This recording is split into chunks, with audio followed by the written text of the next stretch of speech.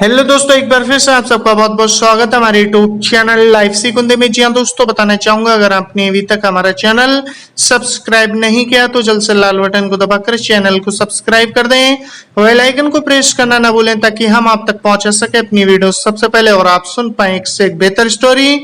जी हाँ दोस्तों, बताना चाहूंगा हमारे इस चैनल पे हिंदी साहित्य के कवियों के बारे में, स्वतंत्रता सेनानियों के बारे में, राजा महाराजाओं के बारे में और इतिहास के बारे में पूरी जानकारी दी जाती है। तो दोस्तों बने रहे हमारे साथ वीडियो के लास्ट तक।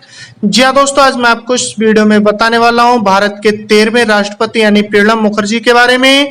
तो आइए दोस्तों वीडियो को स्टार्ट करते हैं। जी हाँ दोस्तों, आपको बताता चलूं कि प्रणब मुखर्जी का जन्म 11 दिसंबर 1935 को पश्चिमी बंगाल के वीरभूमि जिले के किरनाहर के निकट मिटरी गांव के एक ब्राह्मण परिवार में हुआ था। इनके पिता का नाम कामदा किंकर मुखर्जी था।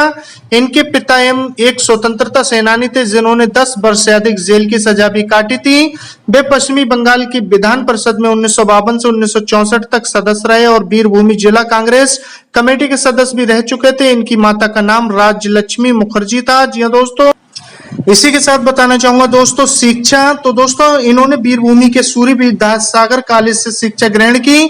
कलकत्ता विश्वविद्यालय से इन्होंने इतिहास और राजनीतिक विज्ञान में स्नातकोत्तर और कानून की डिग्री प्राप्त की। इसके बाद इन्होंने मानद डी लिट की उपाधि भी हासिल की। जी हाँ दोस्तों, इसी के साथ आपको बताता चलूं इनका वैवाहिक जीवन। तो दोस्तों प्रणब मुखर्जी का विवाह 22 वर्ष की अवस्था में 13 जुलाई 1957 को सुब्रा मुखर्जी से हुआ जो बांग्लादेश के नारायण की थी। जी हाँ दोस्तों, इनके 2 बेटे अभिजीत और इंद्रजीत और एक बेटी शर्मिष्ठा, कुल 3 संतान है। जी हाँ दोस्तों, इनकी पत्नी का निधन 18 अगस्त 2015 को हो गया। जी हाँ दोस्तों, इसी के साथ आपको बताता चलूं इनका कैरियर। तो दोस्तों कैरियर के रूप में सबसे पहले इन्होंने 1963 ईस्वी में विद्यानगर कॉलेज में राजनीतिक शास्त्र के प्राध्यापक के रूप में शुरुआत की और बाद में पत्रकार के रूप में कार्य शुरू किया। इन्होंने पोस्ट एंड टेलीग्राफ ऑफिस में एक क्लर्क के तौर पर भी नौकरी की थी। इसके अतिरिक्त एक अच्छे वकील, बंगाल साहित्य परिषद के ट्रस्टी और अखिल भारत बंग साहित्य सम्मेलन के अध्यक्ष भी रह चुके हैं।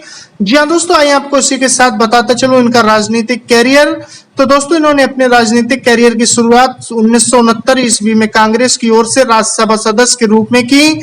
इसके बाद 1975, 1981, 1993 और 1999 में फिर चुने गए। 1973 जी हाँ दोस्तों ईस्वी में औद्योगिक विकास विभाग में केंद्रीय उप मंत्री के रूप में नियुक्त किए गए।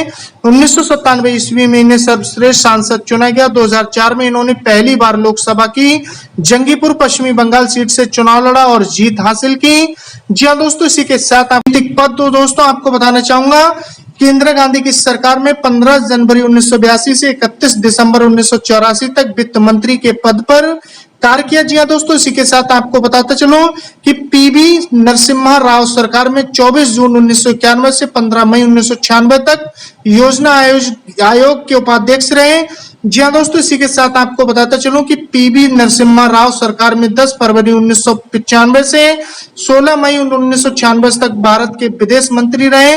मनमोहन सिंह की सरकार में 22 मई 2004 से 26 अक्टूबर 2006 तक भारत के रक्षा मंत्री रहे और मनमोहन सरकार में 24 जनवरी 2009 से 26 जून 2012 तक भारत के केंद्रीय मंत्रिमंडल की वित्त मंत्री के पद पर कार्य किया। जी हाँ दोस्तों, इसी के साथ आपको बताता चलूं कि राष्ट्रपति के तौर पर जी हाँ दोस्तों पीए संगमा को 70% वोटों से हराकर 25 जुलाई 2012 को प्रणब मुखर्जी गणतंत्र भारत के 13वें राष्ट्रपति बने और इस पद पर अपने 5 वर्ष के कार्यकाल को पूरा कर 25 जुलाई 2017 को सेवानिवृत्त हुए। पहले बंगाली थे जो राष्ट्रपति बने।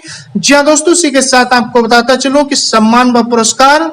तो दोस्तों 1984 में यूरेन मनी पत्रिका द्वारा विश्व के सर्वश्रेष्ठ वित्त मंत्री के रूप में इनका मूल्यांकन किया गया। 2007 में इन्हें देश के दूसरे सर्वोच्च नागरिक सम्मान पद्म विभूषण से सम्मानित किया गया। 2010 में इन्हें finance minister of the year for Asia से सम्मानित किया गया। तो दोस्तों आपको बताता चलूं ये थी हमारे भारत के 13वें राष्ट्रपति प्रणब मुखर्जी जी के जीवन से जुड़ी कुछ बातें जो मैंने आपके साथ शेयर की। दोस्तों बताना चाहूंगा कमेंट्स बॉक्स में अपनी राय जरूर लिख के बता दें। और दोस्तों आपको बताता चलूं अगर आपके पास कोई ऐसी स्टोरी है जिसको हम अपने चैनल पे ला सकें तो दोस्तों हमारे साथ उस स्टोरी को शेयर करें ताकि उसको हम अपने चैनल पे जल्द से जल्द ला सकें। मिलते हैं दोस्तों फिर नेक्स्ट वीडियो में नेक्स्ट स्टोरी के साथ। आपने अपना कीमती वक्त दिया, तब तक के लिए